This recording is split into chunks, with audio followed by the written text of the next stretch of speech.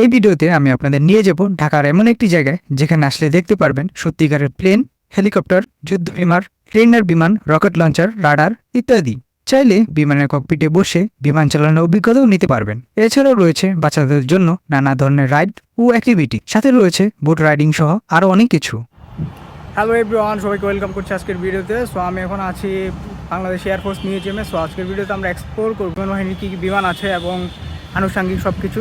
Bangladesh air force museum প্রতিষ্ঠিত হয় 2014 সালে। বিমান বাহিনীর গৌরবময় ঐতিহ্যের ইতিহাস এবং সাফল্যকে নতুন প্রজন্মের কাছে তুলে ধরার লক্ষ্যেই এই জাদুঘরটি নির্মাণ করা হয়। জাদুঘরটিতে প্রবেশ করতেই চোখে পড়বে হেলিকপ্টারের একটি মডেল, আর এর সামনেই রয়েছে টিকিট কাউন্টার। এখানে জনপ্রতি টিকিটের মূল্য 50 টাকা, আর বিদেশি দর্শনার্থীদের জন্য 100 টাকা। এটি প্রতি সোম থেকে বৃহস্পতিবার দুপুর 2টা থেকে রাত 8টা পর্যন্ত খোলা থাকে, আর শুক্র ও শনিবার সকাল 10টা থেকে রাত 8টা পর্যন্ত। রবিবার এটি সাপ্তাহিক বন্ধ থাকে। একটু পরেই আমি আপনাদের বলে দিচ্ছি এখানে কিভাবে আসবেন।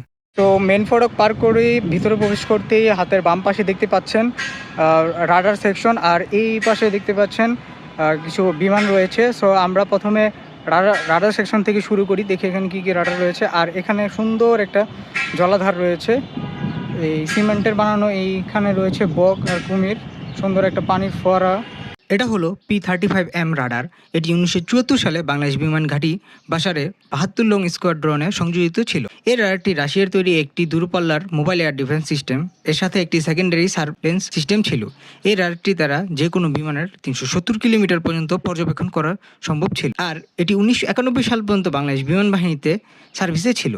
এখন যেটা দেখতে পাচ্ছেন এটা হলো AN-24 পরিবহন বিমান। রাশিয়ার তৈরি এই বিমানটি বাংলাদেশ বিমান বাহিনীতে 1973 সালে বলাকা নামে সংযোজিত হয়। এই বিমানটি সরকারিভাবে মহামান্য রাষ্ট্রপতি ও প্রধানমন্ত্রীরা ব্যবহার করে থাকে। স্টিয়ারিং হুইলগুলা এপাশে, আর এখানে হলো ইঞ্জিন ব্রেকিং যে সিস্টেমটা এটা, আর এখানে কিছু মিনি টার্বো প্রপেলারগুলো কন্ট্রোল করার জন্য সুইচগুলো আছে, আর এখানেও আরও কিছু দেখতে পাচ্ছেন। আর এটা হলো ফুল ড্যাশবোর্ড,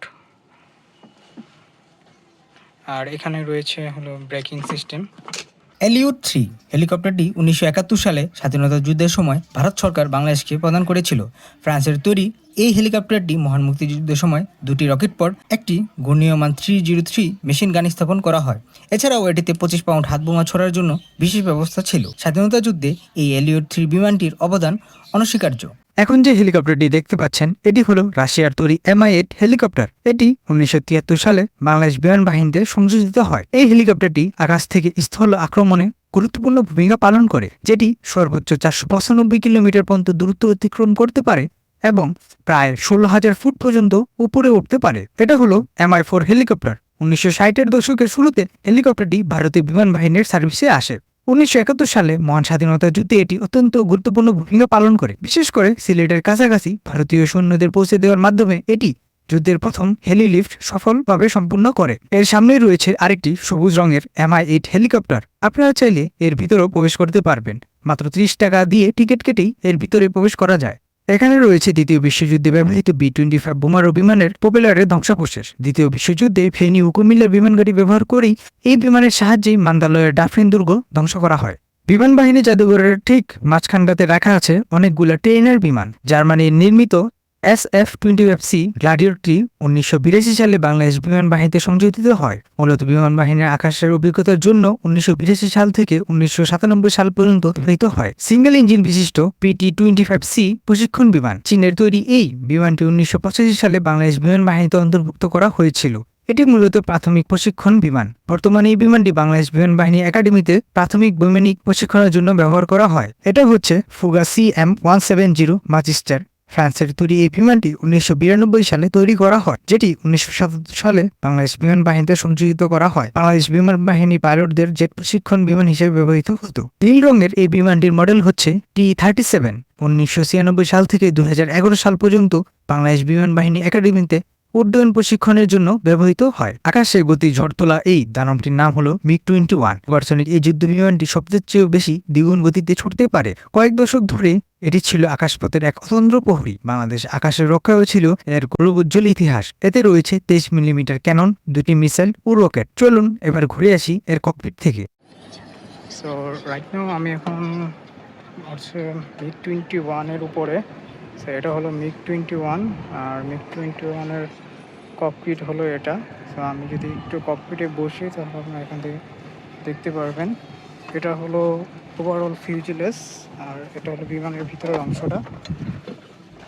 আর এই হলো বিমানের ভিতরে। তো এটা হলো মাঝখানের যে কন্ট্রোলিং সিস্টেম সেটা। আর এখানে হলো মিটারগুলা দেখতে পাচ্ছেন। আর এখানে হলো কিছু অ্যানালগ সুইচ আছে, এই সুইচগুলো অন অফ করার জন্য। আর এটা হলো ইকো সাউন্ডার ভলিউম সিস্টেম।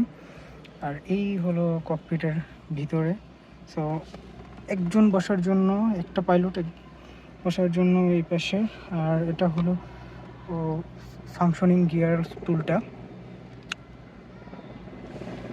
সুন্দর এই বিমানটির নাম হলো DS-3 এই বিমানটি কানাডার তৈরি। বাংলাদেশ বিমান বাহিনীর দক্ষ টেকনিশিয়ানদের অক্লান্ত পরিশ্রমের মাধ্যমে এই বিমানটিকে বোমারু বিমানে রূপান্তরিত করা হয়। একটু আগে আমরা ট্রেনের জেটগুলো দেখেছিলাম, আর এটি হচ্ছে ফাইটার ট্রেনের জেট FT-5 চীনের তৈরি। এই প্রশিক্ষণ বিমানটি বাংলাদেশ বিমান বাহিনীতে 1989 সালে প্রথম উড্ডয়ন করা হয়েছিল। বিমানটি যুদ্ধ বিমানের বৈমানিকদের প্রশিক্ষণের জন্য ব্যবহৃত হতো। এটা হচ্ছে F-86 যুদ্ধ বিমান। 1971 সালে যুদ্ধ শেষে পাকিস্তান বাহিনী একে অকেজো ও ক্ষতিগ্রস্ত অবস্থায় বাংলাদেশে ফেলে রেখে চলে যায়। এয়ারফোর্স মিউজিয়ামের প্যারেড স্কোয়ারের পাশের প্লেগ্রাউন্ডে রাখা আছে আরেকটি বিশাল Mi-8 হেলিকপ্টার। 1950-এর দশকে সোভিয়েত ইউনিয়নের নকশা করে এই হেলিকপ্টারটি আজও বিশ্বের অন্যতম বহুল ব্যবহৃত ও সফল মাল্টিরোল হেলিকপ্টার হিসেবে পরিচিত।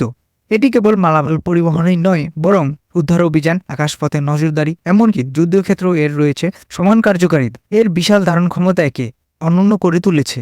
এছাড়াও আরো নানা ধরনের বিমান রয়েছে। তার মধ্যে উল্লেখযোগ্য হলো চীনের তৈরি আকাশ থেকে আকাশে মিসাইল নিক্ষেপণযোগ্য A-5 থার্ড জেন বিমান। রয়েছে ন্যাটো বিমান, হালকা ওজনের এক পাইলট বিশিষ্ট এই বিমানটি মহান মুক্তিযুদ্ধে পাকিস্তান বাহিনীর 3টি স্যাবর বিমানকে বগুড়া সেক্টরে ভূপাতিত করেছিল। এখন আমি আছি বিমানের ইঞ্জিন ও নজলের পাশটাতে। এটা হলো AMG এক্সজস্ট নজল। এটি টোমানস্কি ইঞ্জিনে ব্যবহার করা হয়েছিল। টোমানস্কি R11 সোভিয়েত ইউনিয়নের প্রথম টুইন স্পোর টার্বোজেট ইঞ্জিন। এর মানে হলো এতে দুটি আলাদা আলাদা কম্প্রেসর ছিল যা ভিন্ন ভিন্ন গতিতে ঘুরতে পারত। এর ফলে বিমান খুব দ্রুত টেক অফ করতে পারত এবং অনেক উঁচুতেও বিমান ইঞ্জিন বন্ধ হয়ে যাওয়ার কোনো ভয় থাকতো না। এটা হলো রোলস রয়েস এবং MK203 যুক্তরাজ্যে তৈরি প্রথম এক্সিয়াল ফ্লো জেট ইঞ্জিন। দ্বিতীয় বিশ্বযুদ্ধের পরবর্তী সময়ে এটি পৃথিবীর অন্যতম সফল ইঞ্জিন ডিজাইন হিসেবে পরিচিতি পায়। এখানে সাজানো আছে আকাশ থেকে ভূমিতে আঘাত হানার জন্য বিধ্বংসী সব সমরাস্ত্র। এগুলো হলো 1000 পাউন্ডের MK7 এবং ঠিক পাঁচটাতে রয়েছে 500 পাউন্ডের MK7 জেনারিক পারপাস বোমা। আর সর্বশেষে এই টিউবওয়ালা যন্ত্রটি দেখছেন, এটা হলো UB-16 রকেট পড।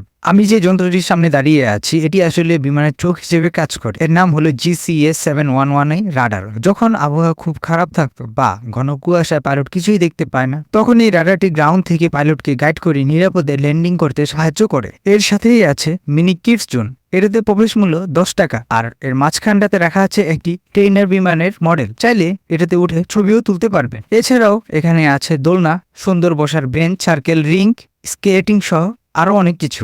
আমি যাচ্ছি মিউজিয়ামের ডান পাশটাতে। আর যেতে যেতে চোখে পড়লো DC-3 ড্যাকোটা বিমান। এটার মালিক ছিল ভারতের যোধপুরের মহারাজ। মূলত পরিবহন বিমান হলেও এটিতে প্রায় 5000 পাউন্ডের মতো বোমা বর্ষণের সক্ষমতা ছিল। ডান পাশটাতে আসলেই দেখতে পাবেন অনেকগুলা কিডস অ্যাক্টিভিটি। এগুলো আমরা দেখব। চলুন তার আগে জেনে আসি এখানে কিভাবে আসবেন। এয়ারফোর্স মিউজিয়ামের অবস্থান আগারগাঁওয়ের ITB ভবনের বিপরীত পাশে। তাই এখানে আসার জন্য মেট্রো রেলে করে চলে আসবেন আগারগাঁও মেট্রো স্টেশন। আর বাসে আসতে চাইলে গুলিস্তান থেকে বিহঙ্গ হিমাচল বা আগারগাঁওগামী যে কোনো বাসেই চলে আসতে পারেন। আর রামপুরা থেকে হিমাচল বা আলিপ পরিবহনও সরাসরি এখানে আসতে পারবেন। এটির অবস্থান মেট্রো স্টেশনের একদম সাথে।